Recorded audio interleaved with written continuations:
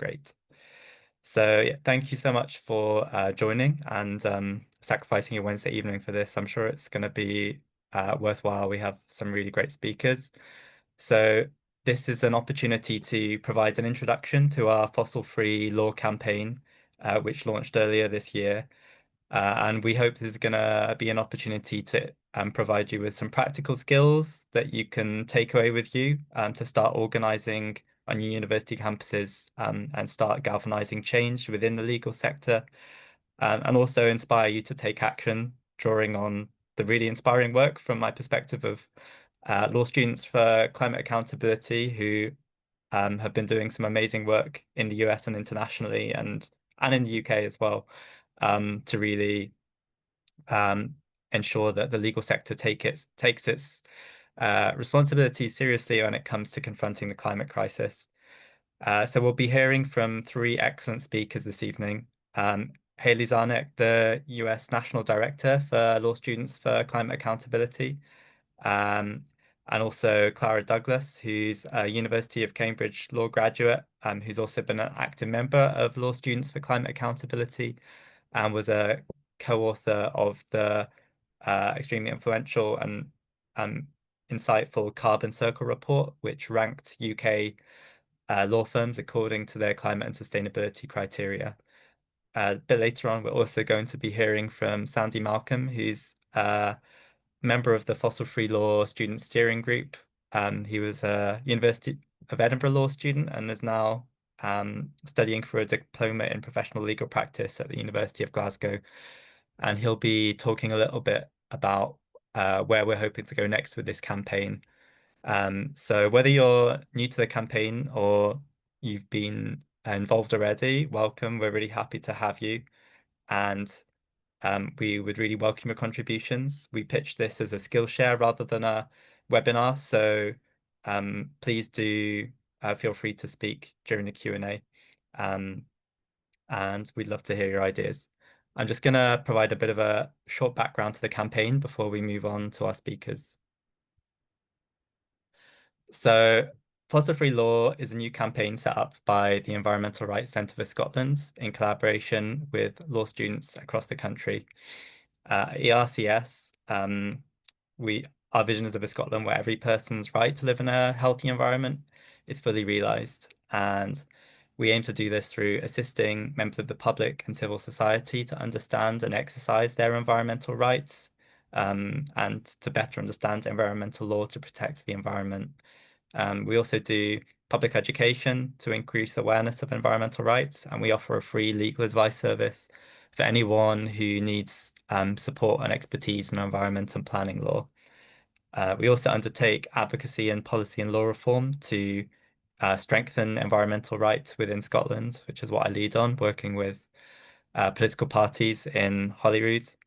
And we also are starting to undertake strategic public interest litigation to enforce our environmental rights and use legal action as a last resort to hold public bodies and polluters to account.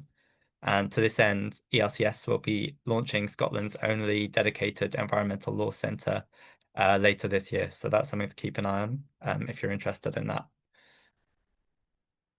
So in terms of the fossil free law campaign, as I mentioned, we've been doing this in collaboration with many different students across Scotland, and it's really about ensuring that we can uphold our rights to a safe climate and end the legal sector's support for the fossil fuel industry. We want to empower law students across Scotland to be agents of change in transforming the legal profession and ensuring that it plays a positive role supporting a just transition away from fossil fuels. And as you can see, we've already had engagement from students across the country from Aberdeen, Dundee, Edinburgh, Strathclyde and Glasgow.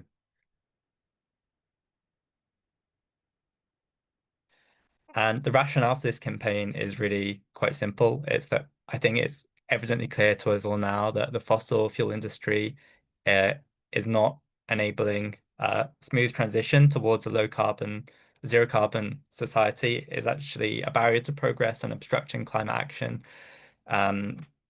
We know that despite the obscene profits that companies like Shell and BP have been making from the offshore oil and gas industry and off the coast of Scotland, Um, yeah, rather than been investing this in transition towards renewables, they've been pushing for new exploration and production licenses in the North Sea.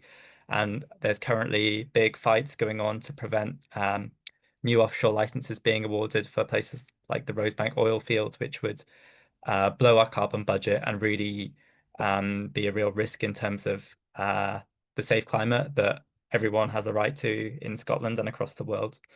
Um, and so we know that the fossil fuel industry has business activities which are not compatible with a safe climate, and we know that the legal sector provides a range of services which enable this ongoing fossil fuel extraction um, through enabling legal transactions, litigation against climate action and climate activists, and through ongoing lobbying to permit the use of an expansion of fossil fuels, which is happening within our political system. And just to illustrate this, this is a quote from Friends of the Earth Scotland's Polluted Politics report, which is well worth a read. Um, and as they say, there's been a huge democratic movement calling for climate action across Scotland and across the UK, as indeed there has been across the world.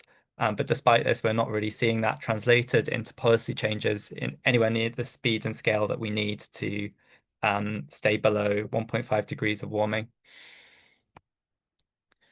So what's our strategy? Well, we aim to challenge the fossil fuel industry's social license to operate by building a student movement as part of the broader climate justice movement that will challenge the acceptability of lawyers going to work for the fossil fuel industry and enabling fossil fuel projects.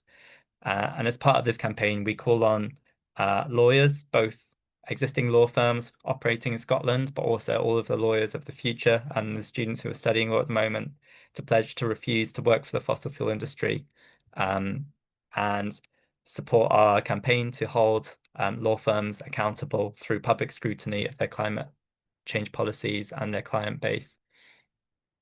Sorry, that slide did not work for some reason, but that's everything I had to say. So I'm going to leave it there. Thank you for listening, and I'm just going to stop sharing my screen. Okay, so that's a bit of an introduction to our campaign. Now I'd like to hand over to Hayley and Clara, who will be talking a bit more about the work that law students of accountability for climate accountability have done and their efforts to galvanize change within the legal sector. And yeah, I already introduced them both at the beginning, but I think you'll find what they have to say really insightful. So without further ado, I'll pass it over to them. Thank you. Thank you so much, Benji. We're so glad to be here. I'm going to go ahead and share my screen. I just want to make sure. Can everybody see it? Great. So we're going to start off talking a little bit about campaigning. There's so much more to say about this than I can say here this evening. So I will leave you with a tip or two about how you can learn more. But I wanted to start off and see if anybody wanted to sort of answer the question, why do we campaign? And that's not a trick question. There's a very simple answer, and whatever you're going to say is almost certainly going to be some variant of that. Anybody want to take a stab at it?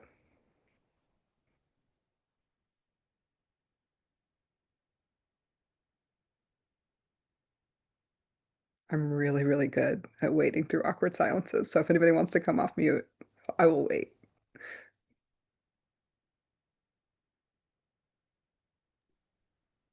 I'll break first. I guess we Dandy. campaign to make positive change in the world. Yeah. Um, as I mentioned, that is exactly a variant of what I've got, which is simpler and less sophisticated. We campaign to get what we want, period.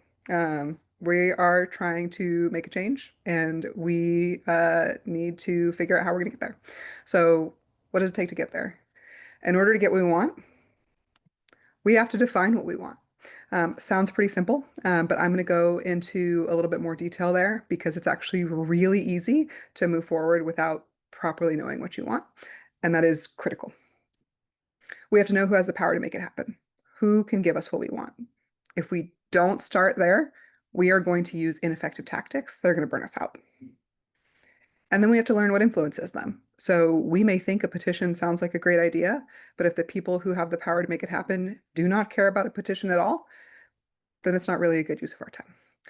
So we're going to launch a little bit more into those steps. I'm happy to talk more about it later. As I said, there's so much more that you can find online that I'm going to be able to present here, but we're gonna just do a brief introduction. Again, define what we want, know who has the power to make it happen, and learn what influences them. So let's start out with defining the goal. So we're here talking about the fossil-free law campaign. That's a great start, right? That tells us pretty clearly a lot of what we're trying to get. But for my purposes, um, this is not a single campaign. So for our purposes here, a single campaign has one or a small group of targets. If we want a legal profession that does not do any fossil fuel work at all, it's probably a lot of targets that we need to move, right? A lot of lawyers, a lot of law firms, a lot of regulators, a lot of people and institutions that would need to change. And so we're going to be breaking it down further to think about a single campaign in this particular sense that I'm referring to. Because different targets require different strategies and tactics. You cannot use the same strategies and tactics to move a law student that you would use to move a law firm. They're not going to be motivated by the same things. And as I said, if we want to achieve a fossil-free legal profession, we're going to need to shift many targets. And so we need to get more granular with it in order to know how we're going to move forward. So let's talk about breaking it down. First question, who in Scotland is the first campaign focused on? Right? There are a lot of ways that you can answer that question, and many of them are not going to be wrong answers, right? There are probably some bad answers, right? I would not recommend that you start with, say, banks, right? That would not be a relevant target in this case. But law students, law firms, individual lawyers, all of them could be good first targets. So how are we going to decide who that first target is? What do we want first? Why do we think that's the thing that we want first? And who can give it to us? Those three questions are going to help you a lot. Only once we have defined a strategy through asking these questions can we then move into tactics, like, say, a petition, right? A petition would be a particular tactic that's only going to be useful in certain cases. There is no way to choose effective tactics without first defining our strategy. So this is an example here of a strategy that you might pick. It is not by any stretch of the imagination the only one you might pick. I picked it because it sort of reflects what we've been doing recently at LSCA, and so it's easy for me to talk about. But as an example, we will reduce the number of lawyers who are willing to do work that expands fossil fuel infrastructure by getting the Law Society to clarify that such work carries legal risk. So what I've done here is say, okay, what do we want? To reduce the number of lawyers who are willing to take on work that expands fossil fuel infrastructure, which gets more specific, right? Then we want a whole legal industry that doesn't do fossil fuel work, which is absolutely one thing that we want. But we've now broken it down into we're going to start by decreasing the number of lawyers who are willing to do that work. We're not going to start by saying we're going to do it all at once, right? We've broken that down just a little bit. We've also identified a target here. In this case, the example that I've got here, we're focused on the Law Society. Why did we at LSCA decide to focus on regulators? Because law firms don't have much of an incentive to care about the moral argument, right? Law firms are profit driven. So we had sort of started our journey thinking a lot about law firms and thinking about how we could move law students in ways that might ultimately influence law firms. That's still a core part of our strategy, but we've started to realize that bringing in regulators and trying to get regulators to issue guidance like this might be a way to make some faster change. That may not be what's most relevant in Scotland or for you all, but just the example I'm going to use here. So we've got what do we want? A little bit more specific. Who are we going to target? What do we want them to do? So in this case, clarify that the work carries legal risk because we believe that if lawyers understand that this is work that could get you in trouble, they're going to be less likely to take on that work, right? This is a strategy. Once you have defined something like this, then you can move on to tactics. Because now we can ask the right question. What is going to move the Law Society to take the position that we want? I want to really, really emphasize that you should take as much time as you need to define the strategy because it is always going to be faster in the long run than burning yourself out working on failing tactics. If you bring your team into a bunch of tactics that are not centered around a specific target, that do not have a shared unified goal in mind, you are going to find that people get exhausted. When you are over and over again doing things that feel like they don't matter, you will lose your team. And so you want to spend all the time that you need at the very beginning answering these questions before you start taking on tactics. Um, and sometimes it feels like, "Ah, this is silly, right? This isn't it obvious what we should do. We should do this."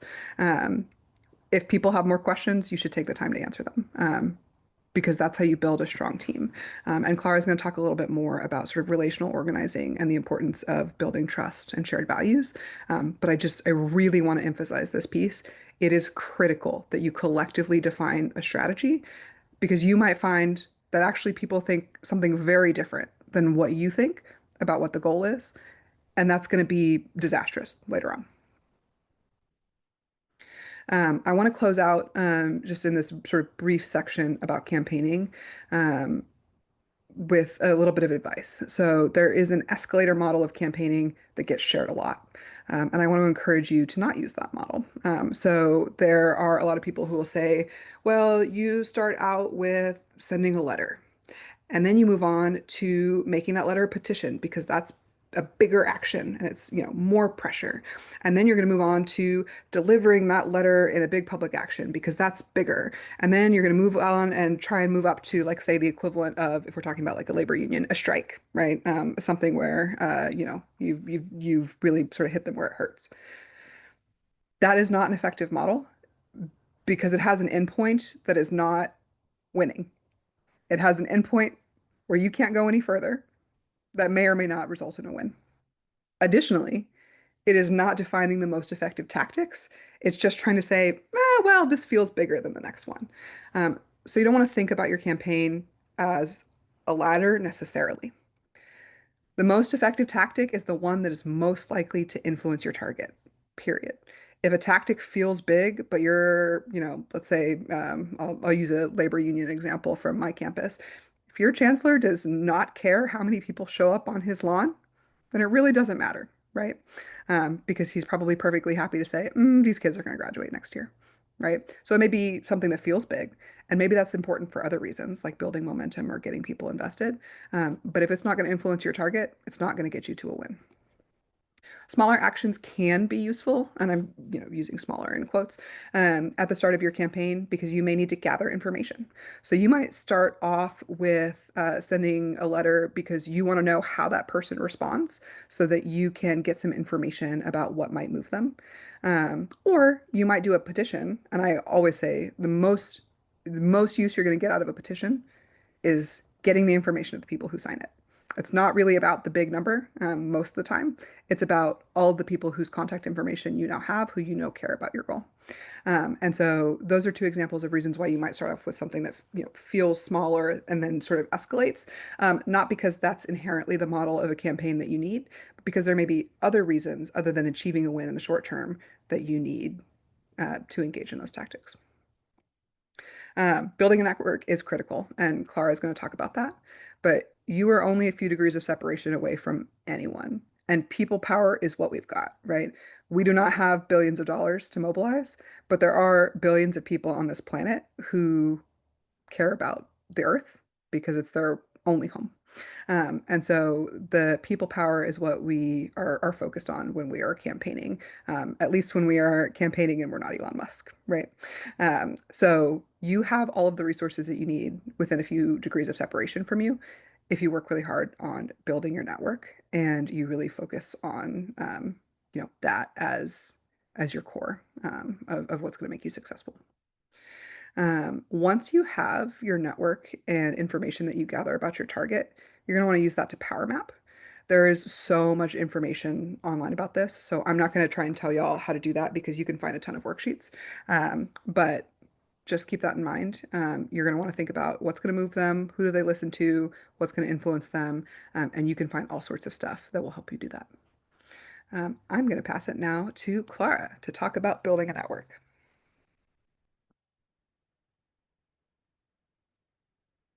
Hi, thanks for that, Haley. That was brilliant. I even learnt loads when I was looking at the slides, so it was great. Yeah, as Haley said, I'm Clara. I worked with LSCA on previous scorecards, and I now work for Lawyers Are Responsible, which is a UK-based organization. Uh, Today, I'm basically going to walk you through how to build an LSCA style network.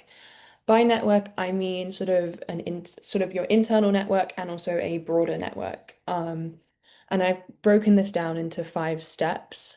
Number one being mapping your stakeholders, two being creating a shared framework, three, determining and defining commitment, four, determining how you'll communicate, and five, how you will sustain and scale your organization. So step one is mapping your stakeholders. This is where you identify people who are key to your industry or in the climate space that you'd like to engage with and utilize their expertise. So, in the context of law firm accountability for climate wrecking or climate change, that could be law students, academics, lawyers, journalists from the legal and climate world, people affected by climate change, allied NGOs, and also activists. Um, I recommend putting this all into a spreadsheet, and next to it, putting everyone's contact information, and then specifically listing next to their name what you think they could bring to your network and also the role they could play. So there might be some people who you think would be a really useful steering group, committee member, or board member. Flag that. Whereas there might be other people that you don't need them to be actively engaged, but you want them to be aware of what you're doing. I also think kind of Haley's advice about having a clearly defined goal and strategy is not just important when forming campaign strategy and and that element, it's really important for recruiting people to your network because when you have a clear goal, it's incredibly unifying and it can also alleviate tensions, which will always arise when you bring a big group of people together. Um, Now, moving on to step two, creating a shared framework. Once you've kind of created your immediate organizational network, you can continue to map your broader network. I recommend like creating this shared framework where basically you outline your organization's shared values, how decision making will be carried out, and the roles you'd like people to have. You can even like codify that into a memorandum or a constitution.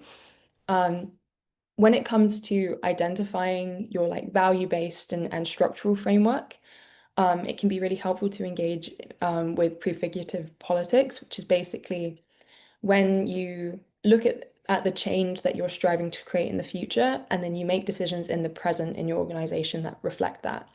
So you might think that part of the problem with the legal industry is that it's particularly fast-paced, it's hierarchical, competitive, and individualistic. And so in your framework of your organization and your network, you might try and create it to be non-hierarchical and more collaborative.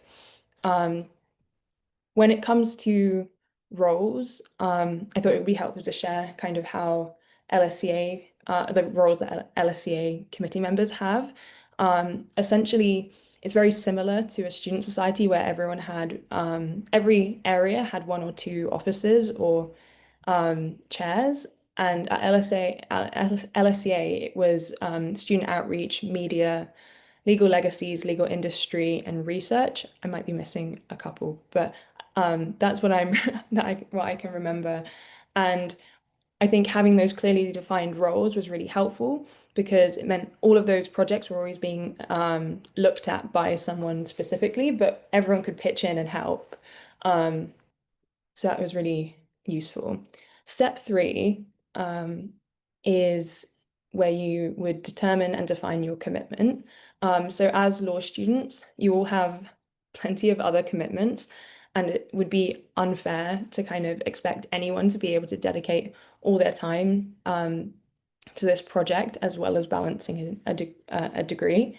Therefore, I think it's really important to define roughly how much of a commitment you expect from people within your network. For example, at Lawyers Are Responsible, I have fixed hours for my research, but some of our members are just signatories, so their commitment isn't expected to go beyond that. Um, I think defining people's commitment early on is really helpful, because if you manage people's expectations early on, they won't get burnt out and or potentially stop contributing in a way that can affect people really adversely. Step 4 is determining how you'd like to communicate. So this is internally to your network. So reflecting on whether or not you want to organize in person or on Zoom and how regularly. So at LAR, because we are looking at the UK legal industry, we're all spread around the country, but we meet regularly to create this sense of community, encourage accountability, and kind of maintain momentum. But we also try and do occasional in-person meetups, because I think it's really important to have that human connection. So if you're all organizing on the same campus, I would recommend doing in-person organizing, because it's really important. And when it comes to kind of agreeing a platform that everyone can work on, I think that's kind of a platform that you use to do your work, but also how you'll communicate, and making sure that it's easily accessible and intuitive for everybody. Like, I've worked at loads of different organizations, and we've tried to use Asana, which I love, but it's like not particularly intuitive for everybody. And so we kind of simplified things, shifting communication off of email and onto WhatsApp or Signal, because it's just more usable. Yeah, so try and reflect on kind of I guess the logistical and technical ways that you'd like to continue engaging with your network. Beyond sort of arranging committee meetings and sort of communicating how you organize your projects, I think it's really important to engage in relational organizing. So basically, relational organizing is when you build a network based on trust. And so you take time with those in your network, not just to talk about the work or the project, but also relational questions about how they feel, why they got into that project, what motivates them personally. And you can do this through one-to-ones, where you could meet one-on-one with your project leader, or one-on-one with your fellow committee chair or something.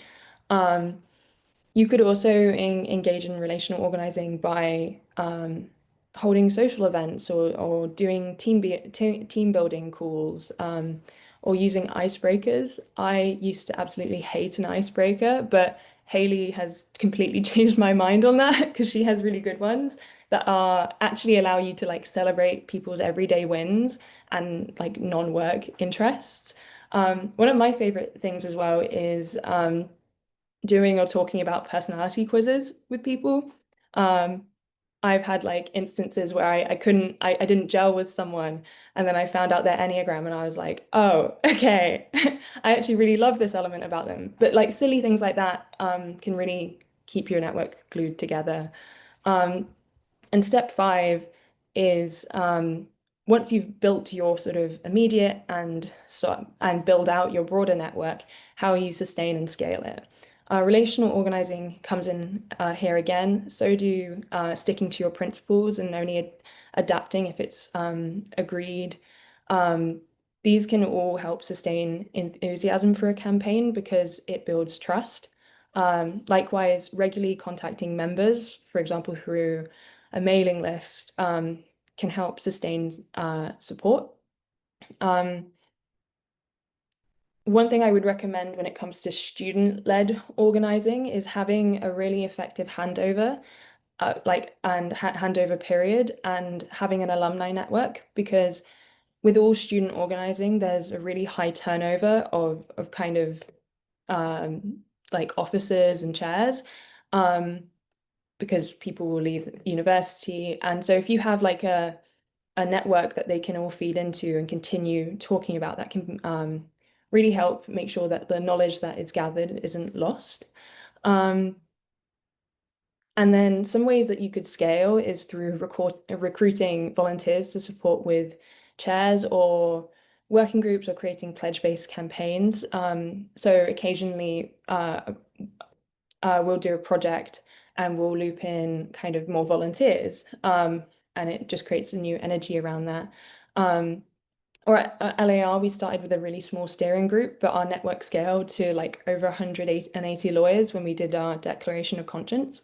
So those initiatives can be really useful at getting to get people involved. And also scaling is really important to kind of get your message out there, but it shouldn't come at the sacrifice of your campaign. So I find that being part of the kind of social media generation made me feel sometimes that the more engagement we had, the better. However, if you're scaling and sort of engaging people that aren't strategic targets, it might be a distraction and can be ineffective. So the same way Haley was talking about this kind of escalator model with projects, the same can apply with kind of building your network.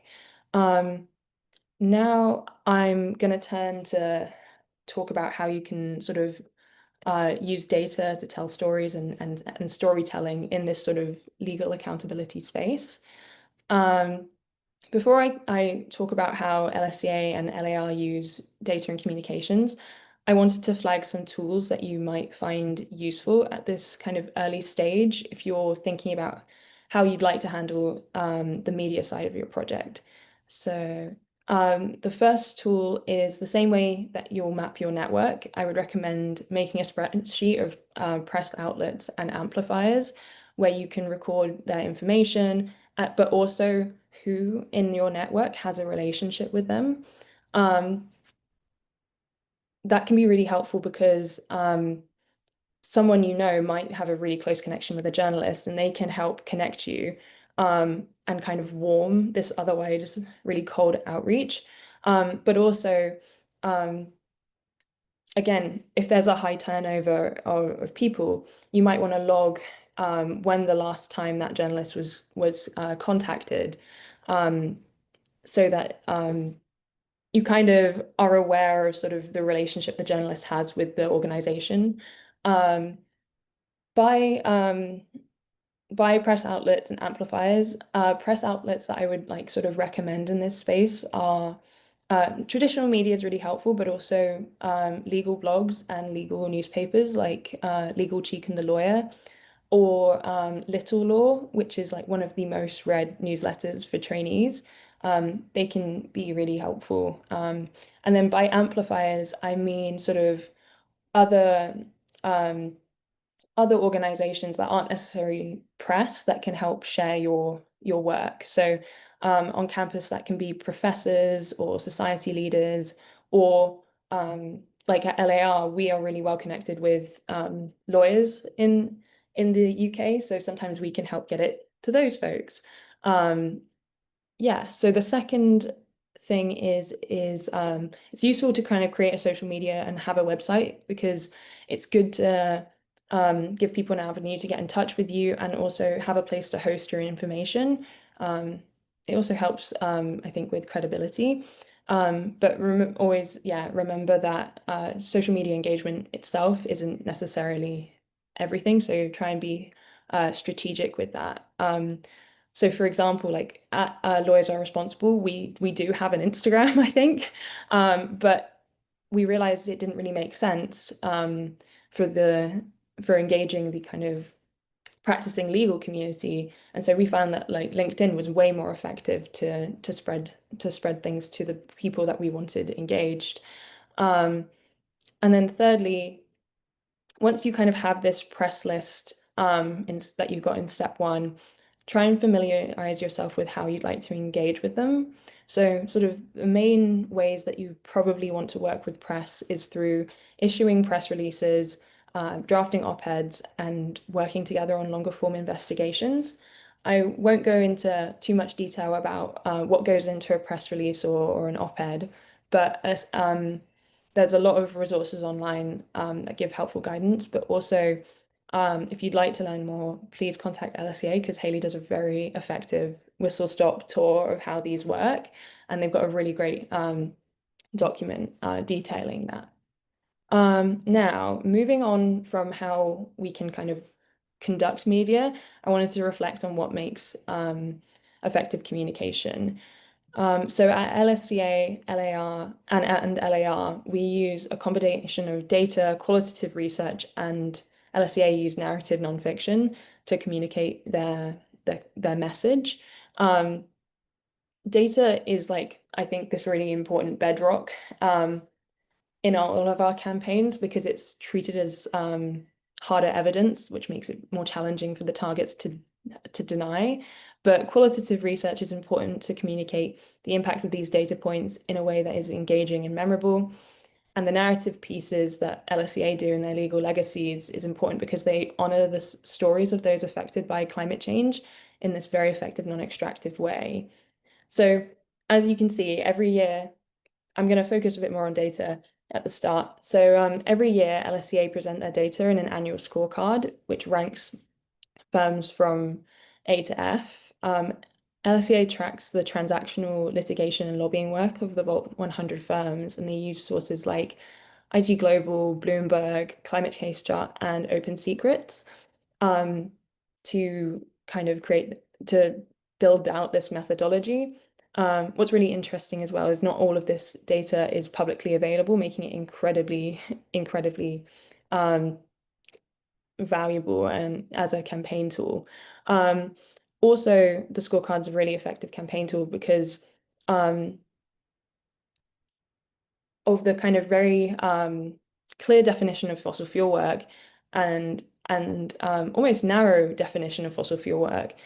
The fact that it's almost under-inclusive makes it even more compelling and seem even more credible. And also, what's interesting is not all the information that we could include in a scorecard is available to us. So, for example, like lobbying, we only have just Open Secrets only works for US lobbying. I think we've recently collaborated with F- to build out European lobbying, but in the UK, it's basically impossible to get lobbying data on law firms.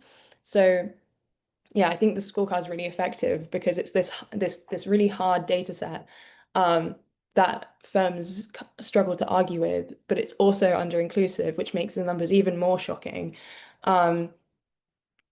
And then it's a really effective visual tool because it strikes hard in an industry that's really obsessed with rankings.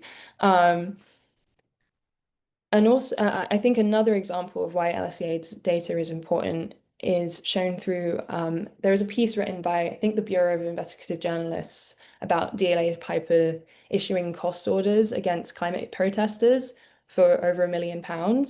And in that piece, the firm was asked to comment, and their quote was essentially, "Oh, but we do plenty of renewables work." And if that journalist had read LSCA data, he could have spotted that that statement was actually very misleading because they do more fossil fuel work than renewables, and it could have been rebutted. And so, yeah, I think that kind of shows why data is this really important base in these kinds of campaigns. Moving now on to kind of qualitative information, that's basically when the information you use doesn't have numbers. I think it can be really useful at bringing your data to life. But also, and so for example, like in the scorecard and in the kind of written report, we'll talk about the value of a lobbying transaction, but you could also go more in detail about one particular bill and sort of its specific impacts, and that really brings kind of the gravity of that situation to life and brings meaning to those numbers. I think it's brilliant to always pair qualitative and quantitative data together because it can really strengthen your argument. But sometimes both of them can be really effective at filling gaps in the other. So, for example, as I mentioned, we don't have data in the UK for lobbying because I think it's around some confidentiality rules, but it makes it very difficult to kind of gauge UK lawyer lobbying on a national level. However, at COP30, lawyers are required to register their lobbying interests. So instead of doing a piece about instead of ignoring this issue, right? You can find a kind of gap. You can find this. You can kind of realize there's this gap in the data, and then try and find qualitative things to fill it out. So, for the COP lobbying, you aren't able to find out the value of each transaction, but you can find out what organizations they worked for, and sort of go into the history of that organization as climate obstructors and deniers, and that helps like kind of create a piece where the data potentially was lacking. This also kind of segues into my kind of last piece about using qualitative information, which is, oh, could we flip back actually? No worries. Which is basically how you find the lead. So step one is always working out like what are the gaps in your data. But also you can find a lead by considering stories that already exist and linking them to your project. So part of our like theory at LAR and LSCA, right, is that lawyers are used at every stage of a climate wrecking project. And so by that same logic, every climate story has a lawyer or law firm attached to it. Therefore, looking at kind of what is in the kind of mainstream media about climate, or in kind of climate media can be a really good starting point. So, for example, when the climate community was really concerned about the overturning of Chevron deference, which is this important kind of principle in American law that was really effective at legitimizing actions by the EPA, LSCA looked at who facilitated the overturning of that principle, which was Latham and Watkins, and then linked it again to mainstream concerns about a Supreme Court justice. And so it was able to bring together kind of all of those elements into a novel piece.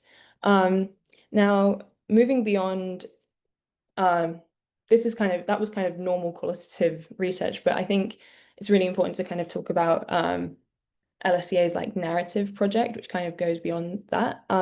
So as I mentioned with the Chevron deference case, that qualitative story was still kind of highly systems focused, and the impact was felt more nationally rather than acutely at that point. Whereas like many climate stories involve real people experiencing extreme harm. And so it's important when utilizing qualitative information of that kind to behave in this sort of non-extractive and compassionate way. And LSCA does this really well, I think, through their legal legacies pieces, where they engage with frontline communities affected by fossil fuel work to tell their stories. And even though community members have potentially even talked about their experiences in the past publicly, rather than duplicating this in their work, LSCA engages with them directly to ensure that they can tell their own story about how the legal industry affected them. That not only better informs our awareness of the role of the legal industry, but it also is important because LSCA isn't just reusing their story for our own campaign goals, but instead like honoring that story in a really elegant way. I'm now going to pass you back to Hayley, where she's going to talk a little bit more about legal legacies and storytelling ethics. But yeah. Thanks so much, Clara. That was fantastic. So Clara's talked a lot about narrative and qualitative research. There's a lot of reasons why we might want to use it to make a story stronger. But one of the other things that we want to do is change hearts and minds. And the scorecard is really good at giving people a lot of data in a succinct way that really hits at the hearts of people who are used to getting A's their whole life. But if you want to deeply change someone's heart and mind, it really takes narrative. But you need to treat that very respectfully. It's deeply personal. So what I want to do is quickly take you through one of these legal legacies pieces so you can see sort of how we did it. And then I will talk at the end about what I'll call the 3 C's of how you can be sort of ethical with storytelling. So this one right here in the middle, Cameron Parish in Louisiana's coastal communities, is one that we've done a presentation on. So I've taken these slides directly from the presentation that we did, so you can see sort of how we've presented it in the past. So we start off with an individual, right? And a picture that he shared with us. We've talked with him directly. We don't take these things from the internet and just put them on our website because that's useful for us. We talked to Travis and got his story and permission to use these things. And what that allows us to do is to tell a very personal story about, as it says here, the legacy of fossil fuel exploitation and forced migration along Louisiana's coast, and generations of harm fueled by firms, including, you'll recognize this name from a minute ago, Latham and Watkins, which I think something to note there is also picking the right target. So we came to the story in part because there's a ton of extraction going on there, and we wanted to highlight it because there's a ton of people impacted there, and we wanted to highlight it, but also because we knew that there was a firm that had connections to all these other things that we had worked on, that had a bad grade on our scorecard, that we could really highlight and show the direct impact of the work that they were doing. And the work that a lawyer is doing on this, generally speaking, they're not going to be seeing this. What they're going to be seeing is, a contract, a bunch of numbers in some back room with a bunch of other lawyers. They're not seeing Travis's face, right? And that was what we wanted, was for people who worked on these types of transactions to see the faces of the people that are impacted.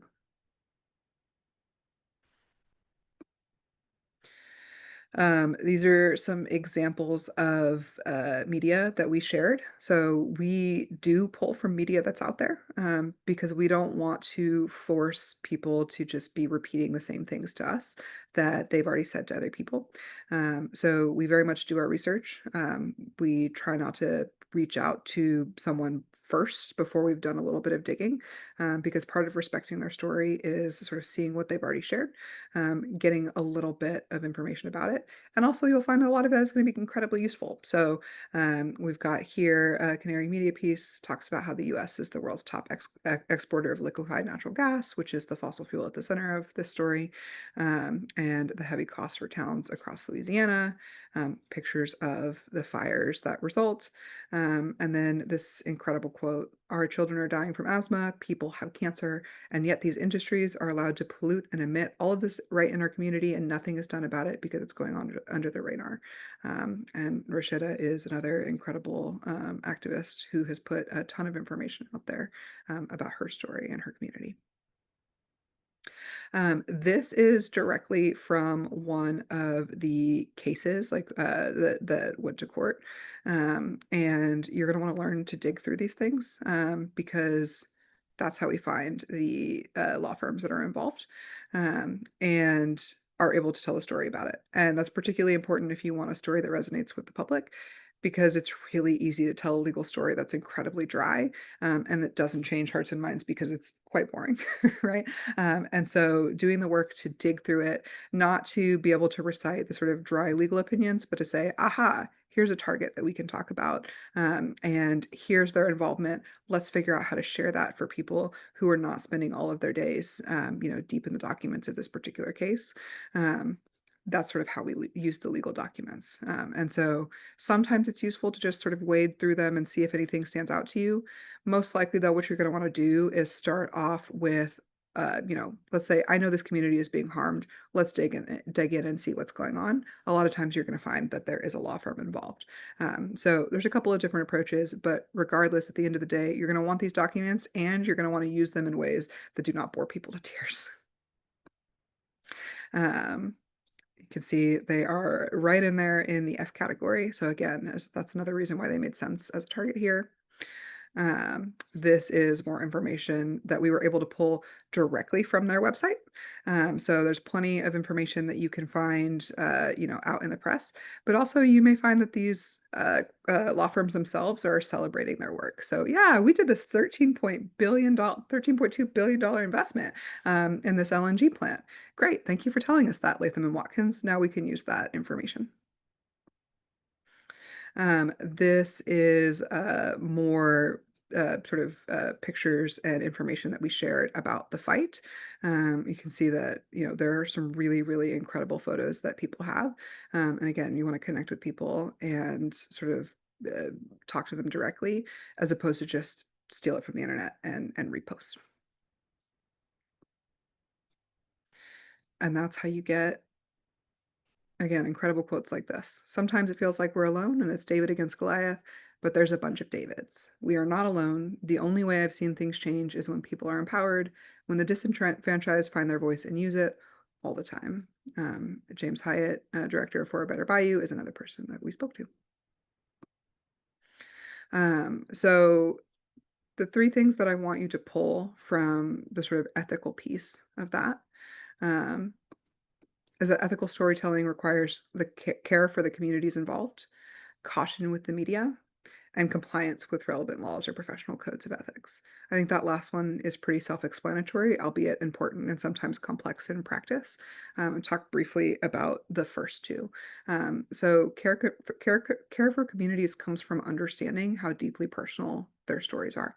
Um, I I think it's directly tied also to caution with media, and I want to give a short anecdote from my experience trying to write a piece for media before. An organization I was part of was approached by a particular sort of journal that I respected and asked to write a piece about people who are incarcerated. And I happened to have connection with somebody who was on the inside and talked with him about sharing his story and getting it out there. Spent a really, really long time talking with him about the direct connection between the modern prison industrial complex and slavery. Spent even more time talking with people who were scholars of slavery to be able to include that piece. That was deeply, deeply important to this person whose story of incredible suffering was being mined for this piece. And so that was important for me to respect because at the end of the day, I care more about him and his experience than getting a piece out into the world. Um, that was not the case for the outlet, unfortunately. They published the story with all of the pieces about slavery removed. Um, I knew, having spoken with a person on the inside, that that was going to be deeply upsetting. I had to go back to him and say, listen, I'm about to fight them, but this is what they did. Um, and it was deeply upsetting for someone, again, whose deep, deep trauma was being essentially mined, extracted for this piece. That I share because it is not a unique experience.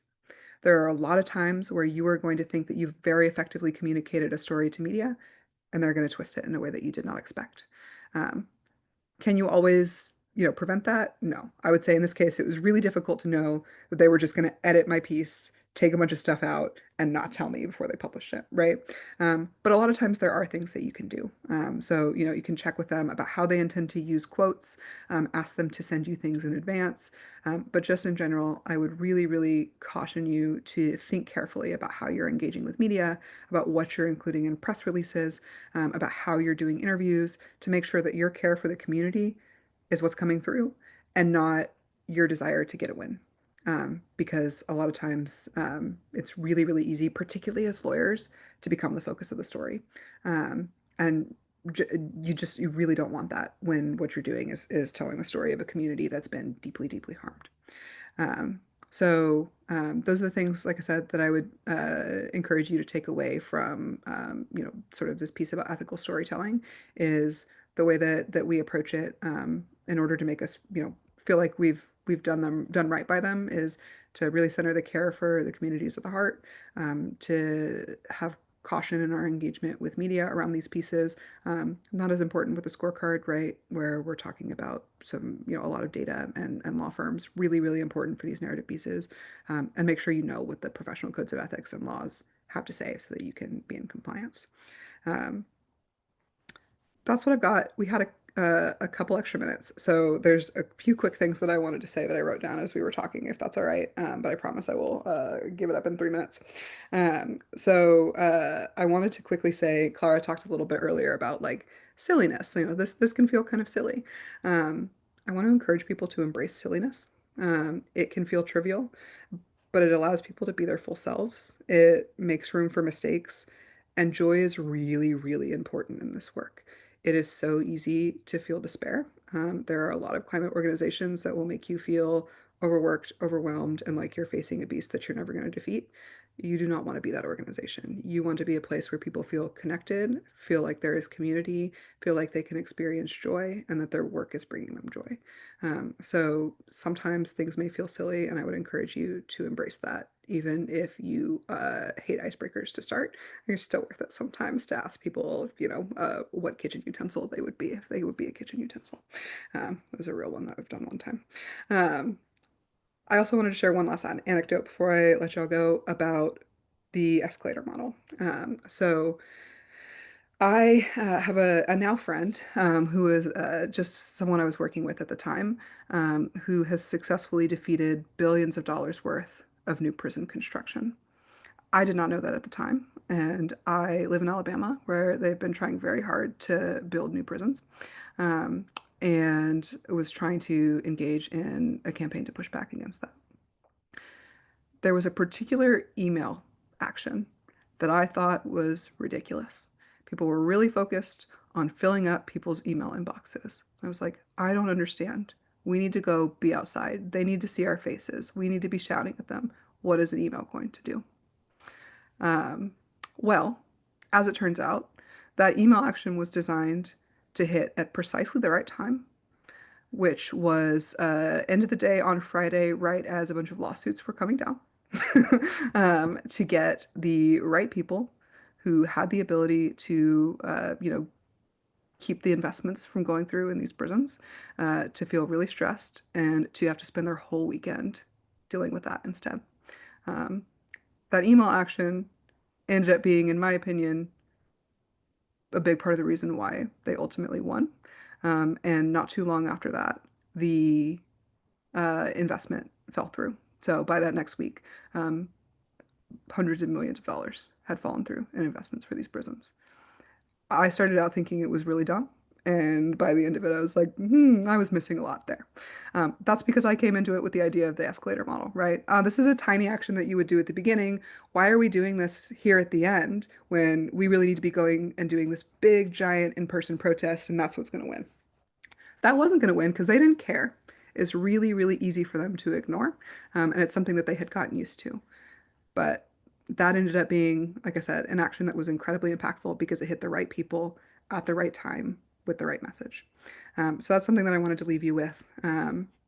Because sometimes if you really, really spend time thinking about the strategy and tactics, you're going to come up with something that you might not have expected at the beginning. That's all I've got. Thank you so much, Haley, and thank you, Clara, as well. They were both really great, insightful presentations. I'm definitely gonna take away lots from those, especially embracing silliness, and I'm gonna try and come up with some goofy icebreakers for our next meeting. And also, who knew sending emails was such a powerful tool in the campaigners toolkit? Outlook is definitely the forefront of the revolutionary vanguard now, so it's good to know. Um, I'm now going to hand over to Sandy, who's going to chat a little bit about our student network in Scotland and what we're thinking of doing next with the campaign. And then we'll be chatting about how you can get involved and also leave some time for questions and discussions. So if you have anything you'd like to share, please hold those questions or post in the chat and we'll make sure that there's time to ask those as well. But for now, over to you, Sandy. Hello, everyone, and thank you so much for joining us today. So my name is Sandy Malcolm, and I'm a member of the Student Steering Group for the Fossil Free Law campaign. I've been asked to give a brief introduction to the campaign from the student perspective, outlining our progress so far and our ambitions for the future. The truth is that we are still in the very early stages of the campaign. So far, we have built a close working relationship with ERCS and our first campaign members through monthly meetings of the Student Steering Group. At our earliest meetings, we discussed the difficulties around assessing whether a prospective employer is a responsible entity. We noted the power imbalances inherent in the trainee-employer relationship, which so often results in expectations of quiet compliance with unethical and unsustainable practices. We decided that the Fossil Free Law campaign should be a vehicle that helps lawyers, present and future, by providing them with the tools to scrutinise the practices of Scotland's law firms. In doing so, we have been hugely inspired by the work of Law Students for Climate Accountability, whose work in researching and ranking many of the world's most powerful firms has inspired us to do the same here in Scotland. It's therefore truly an honour to be joined today by our guest speakers, Haley and Clara, so thank you. So to get the fossil-free law campaign rolling here in Scotland, we then produced a blog post on the ERCS website titled "Why Law Students Across Scotland Are Challenging Their Future Employers Over the Climate Crisis," which provides an easily digestible introduction to the campaign. If you haven't read that, I recommend it. Since then, we have been working to build up our community and begin organising across campuses. We have worked to create a campaign toolkit which law students can use on their own campuses to aid in the process of collectivising using social media, events, student media, and presence at careers fairs. Recently, we've begun operating Instagram accounts at the universities of Glasgow, Edinburgh, and Aberdeen. We aim to have a presence on every campus in Scotland, so hopefully we'll be able to recruit members from all over the country to help us achieve that. We have also developed a campaign style guide so that our campaign is easily recognisable and makes clear that we are part of one collective movement. So in terms of our ambitions for the future, our chief focus is currently on building up the movement. We know that those new to the campaign and joining us today will find our members to be welcoming, supportive, and helpful. As we grow, we will be posting additional blog posts, which we can share on social media to attract further members, as well as support from the profession itself. Our next big goal after that, and the key reason for this event today, is to start researching and producing resources by interfacing with law firms themselves. We seek to gain information on whether they vet clients, how exactly they do so, and the extent to which they incorporate the Paris Agreement and other sources of environmental law into their decision-making processes. We aim to do so first using voluntary surveys and by applying public pressure to those firms that refuse to do so or provide misleading information. Interfacing with these firms will be crucial to understanding and beginning to challenge the acceptability of Scottish lawyers representing fossil fuel companies. I hope this brief overview of our work so far has been helpful. I encourage you to seek out the Fossil Free Law Instagram account for your university campus or get in touch about starting an account where you are. I also encourage you to get as involved as you can with this campaign, as it's not only an important and meaningful cause, but just a wonderful community. Thank you very much for this. Thanks, Sandy. That was really good, concise overview of what's been going on and what we're hoping to do next. Now I'd like to invite any questions or comments anyone has in response to any of our speakers today. And yeah, all the speakers will be available to respond. So if you've got a specific question, you can also direct it to a particular person as well. If you'd like to ask a question, please just raise your virtual hand, which you can do on the React button at the bottom of your screen. And you can also post in the chat.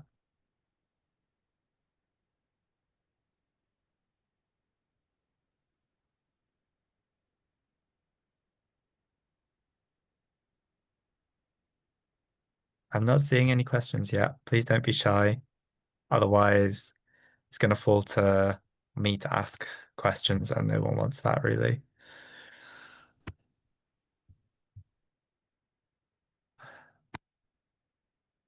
Anybody?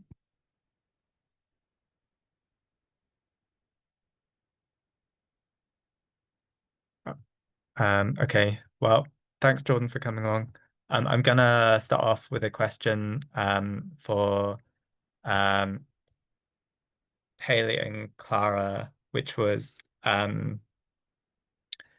yeah, what's your experience been when engaging directly with law firms? Have you had much personal kind of contact or any personal relationships with specific law firms where you've challenged them on their behavior, and how have they responded? Are there particular techniques you found have been helpful in shifting their position, or kind of being persuasive in shifting how they approach this issue? Yeah, that's a great question. I would say Lawyers Are Responsible has had probably more direct contact. I know they engaged in like a lot of conversations. It may have been slightly before your time, Clara. I'm happy to pass it to you to talk about those if you'd like, if there's anything you have to say. If not, I can talk about the LCA. Yes, I don't have much to share about that because I wasn't involved in the canvassing, but some of you might know that Lawyers Are Responsible, when they launched, did a lot of canvassing outside of law firms sharing the materials, and we did a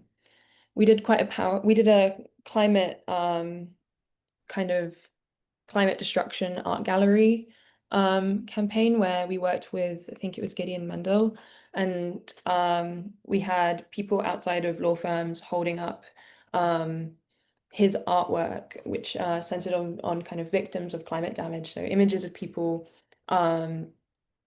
sort of sitting in what should have been their front yard, but was actually in basically in a flood and things like that. And that I think was really effective at kind of striking at the hearts in a really silent way.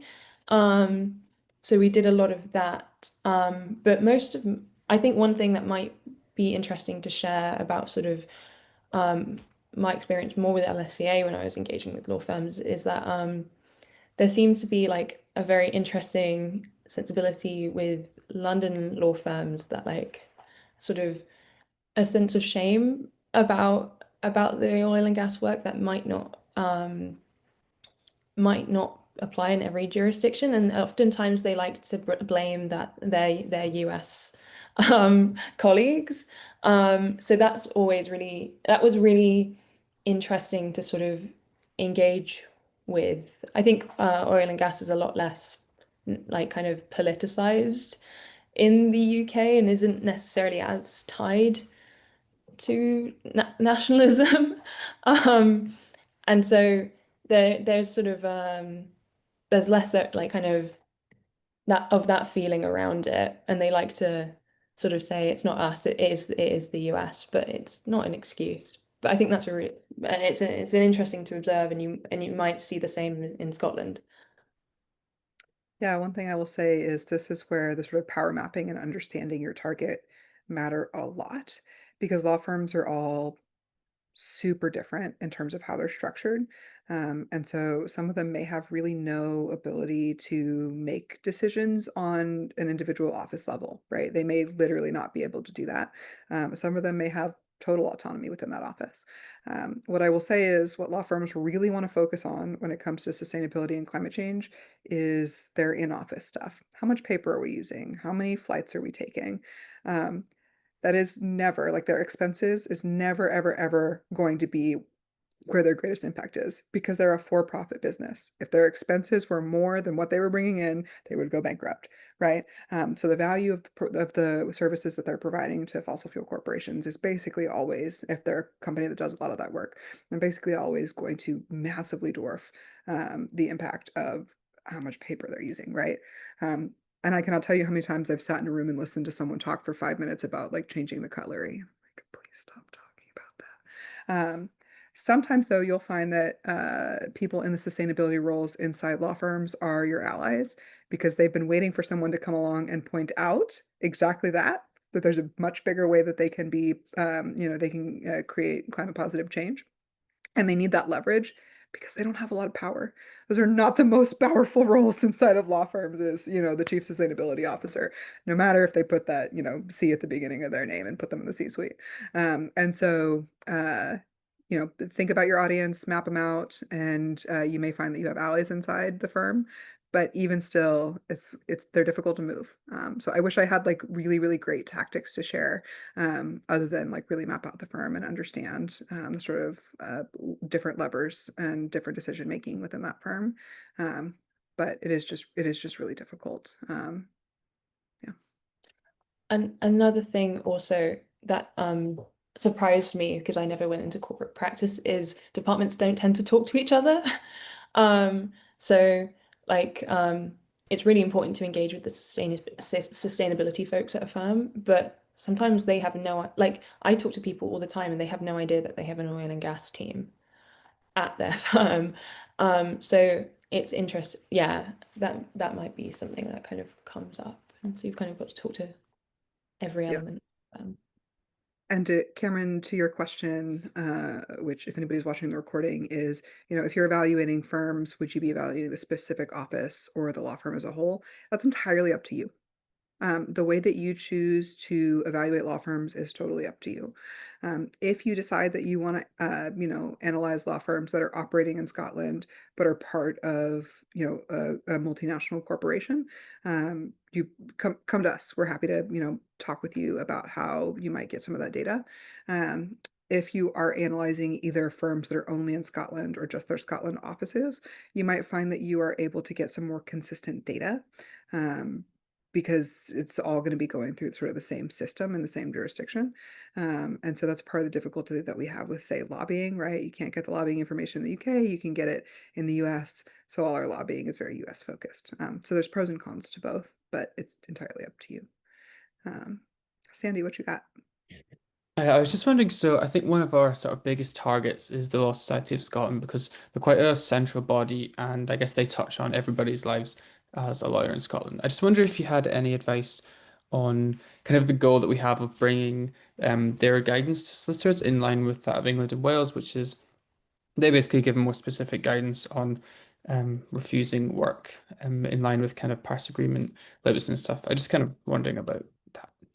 Yeah, I didn't know that that was a goal that y'all had. I'm glad I landed on that completely by accident in my example. This is a new thing for us. We have not engaged deeply with regulators. So what I would say is I would love to sort of work closely with y'all to think through what might work. What I will say is they have a lot more reason, as I said earlier, to care about the moral argument than a law firm does. A law firm is moved by profit, like just that's it. A sustainability officer might care about something else, but in terms of what's going to move the whole firm, it's the profit.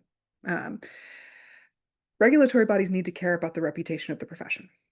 And if the reputation of the profession is that it's immoral and corrupt, that's really bad for them.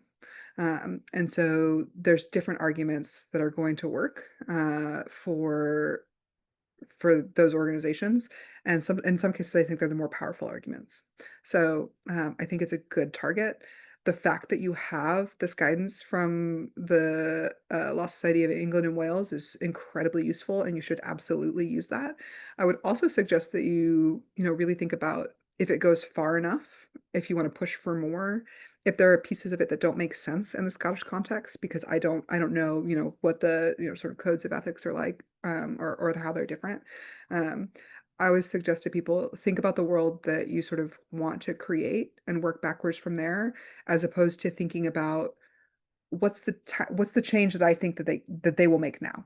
Because if you start with what do I think I can get them to do now, you're probably going to ask for a lot less than if you start with what's the world I want to create. And what you don't do in a negotiation is start from, the smallest thing that you think that you can get and then work backwards, right? You start with what you want. And then you work with them to figure out what they think they can do. And there's nuance to that, right? Because you don't want to come in well, maybe you want to come in and be like totally unreasonable and be like, yeah, we're the, radical lefties and we're going to make everybody else look even more reasonable. I don't get the sense that that's the particular position that y'all are trying to take. If you do, more power to you. My guess is that you're probably going to want to moderate yourself a little bit. But I would say just be cautious not to do that too much, particularly with this audience where the moral argument is going to have some sway in a way that it doesn't elsewhere. I wish that I had more specific input for you. What I would say is going back to the sort of know your target, know who influences them, start to understand the individual people that make up the Law Society, what the different bodies are and how they make decisions. Who in your network do you know that's either a part of the Law Society or who knows people in the Law Society so that they can give you advice? Because again, at the end of the day, all institutions are groups of people, and it's those people that you need to move. So that'd be my best advice now, without having a ton of really not having any experience trying to move regulators. But it is something that we'll be taking on, so we can work That was a together. great answer, thank you. Um, LAR has a little more, I think, experience with regulators because when we I don't know if people know, but we did our declaration of conscience when we launched, which was basically 180 lawyers, including barristers, signed a statement saying that they wouldn't work for oil and gas and also wouldn't be involved in sort of the suppression of climate protest. And that engaged regulators because in the UK we have the cab rank rule. And so some of the barristers that signed that declaration then self-reported to the BSB because technically they might have been in breach of some interpretations of the cab rank rule. and they received no sanctions and no pushback. So that was like an interesting way to engage with this regulatory idea. We then followed that up this year with we commissioned a council opinion on conscientious objection for lawyers and also how lawyers could engage in protest. And so it looked at sort of regulate like kind of the regulatory side for lawyers, but also their employment rights and sort of can they engage in that kind of work. So that can be a way of engaging kind of with regulation, but it also kind of created this permission space where lawyers, because it was controversial whether or not lawyers could even say no. So we had to like tackle that issue. And then when it comes to like thinking of new guidance, I can't get kind of too specific about it, but it's also interesting to not just look at sort of the Law Society guidance is really important and it kind of created this permission space for I guess everyone to say like law and climate and like what is the role of a lawyer in an existential crisis. But some of the things where I think it could have had more teeth is really tackling sort of the practices that go around facilitating corporate harm. Like it doesn't necessarily engage with elements of kind of the corporate playbook. And so like doesn't talk about what do you do if your client is consistently lying to the public, which is a violation of some ethical codes in some jurisdictions. And so there's sort of the Law Society guidance is a good bedrock, but you could also go and have more teeth into kind of what are tools that companies use, but specifically polluters use that kind of bump up against that. I think there's a lot of work being done on deforestation and the beef industry and money laundering. Law firms can't facilitate money laundering, and so that's like another way of linking in climate, but doesn't scream climate change. Anyway, that's kind of it. Thanks, Clara. Do we have any other questions from people who haven't spoken yet?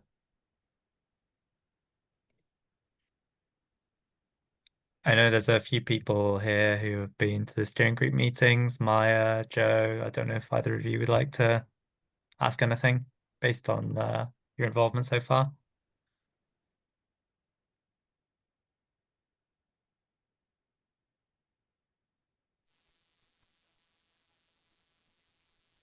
I wouldn't mind just asking something. You were saying that you didn't find Instagram as useful and you were kind of transitioned over to LinkedIn. And I was just wondering kind of what elements of LinkedIn did you kind of utilize the most and kind of, yeah, how did you sort of start to kind of use that platform? This was actually something I had written down to say, and then I realized that I had gotten the timing wrong and I was over, so I was like, cut it out. LinkedIn is great. It gets a lot of hate. LinkedIn is really great for campaigning purposes because you can target really specifically, especially with advertisements. So if you ever have a little bit of a budget, a LinkedIn ad campaign is incredible because you can target these specific employees of a specific organization by name. Right? You can target that organization by name and deliver it to their employees. May or may not be a route that you want to go down, but LinkedIn advertising is really great, sort of bang for your buck if you ever want to use a bit of a budget to get the message out there. It's also really great for events. You can invite people directly from your network to events, and they tend to be more likely to see it than in other places. They'll get the notification. We've had tremendous success increasing our turnout by creating LinkedIn events and inviting people on LinkedIn. It's really easy to use the search functionality to do the sort of digging into your network to find the degrees of separation that I was talking about because it'll tell you second or third degree connection. And so, I'll use an example. We're trying to pull together, a global day of action. If I want to find somebody in Bangladesh, I can literally type in Bangladesh and see who in my network comes up that has gone to a university in Bangladesh or who is a second connection, who, has some connection there. So there, it may be worthwhile to type in, for instance, Law Society of Scotland and see what happens in LinkedIn. Sorry, Clara, I took that one. Did you have thoughts? No worries. Some other kind of useful things I think about LinkedIn is it's easier to reach.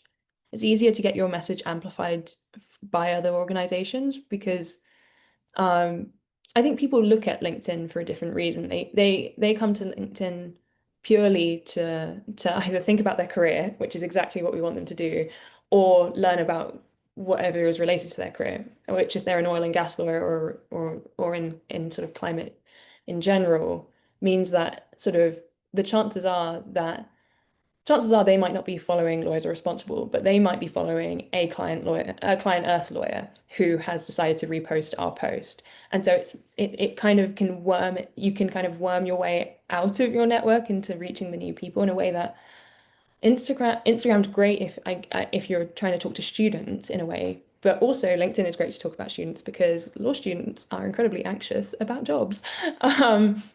So I think it's a good venue. Hashtags get to people like I I think it can be really interesting, and I imagine there's less shadow banning around climate words as well than on Instagram potentially. But yeah, in general I really recommend it. That's really helpful. Thank you very much. Yeah, thanks both. I'm just gonna go around in case there's any final questions. I think we have time for one more.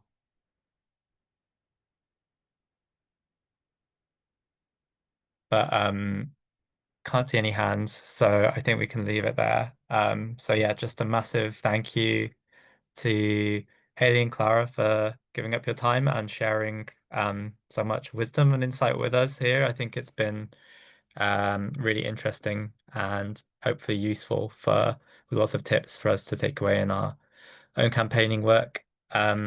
Just to say, for anyone who's new here or interested in getting more involved, we will be having our next campaign steering group call on the first Thursday. We have a monthly call on the first Thursday of the month. So our next one is going to be on the Thursday, the 6th of November. If you're interested in getting involved before that, you can also sign up to our membership list on the Fossil Free Law webpage, which we'll share. And we'll share all of these details afterwards via email. So along with the Law Students for Accountability, Climate Accountability resources that were mentioned, and some of the other resources that we talked about this evening as well. But yeah, really appreciate everyone's participation. Thanks for coming along this evening. And thank you also, Sandy, for talking about the campaign and being so enthusiastic to kind of build momentum. I think it's really exciting to see where we're going to go next. And yeah, I think Scotland is also an interesting place to be doing this type of work because for particular kind of constitutional questions within Scotland in terms of what's devolved, what isn't devolved, and a sort of political context here in terms of North Sea oil and gas and some of these broader issues which we're grappling with at the moment. So I think there's a lot of scope to make a real impact here, and I'm looking forward to seeing where the campaign goes next. But yeah, thank you once again for your time, and please do also respond to our feedback survey so we can improve on future events like this. We've got lots more coming up in the pipeline. Pipeline is probably the wrong word, but lots of future events we'd like to run with you and make them as good as possible. So it's really helpful to hear what you have to say and how to make these events better. And thank you also, Zoe, for doing tech. That was great. Cheers, everybody, and good night.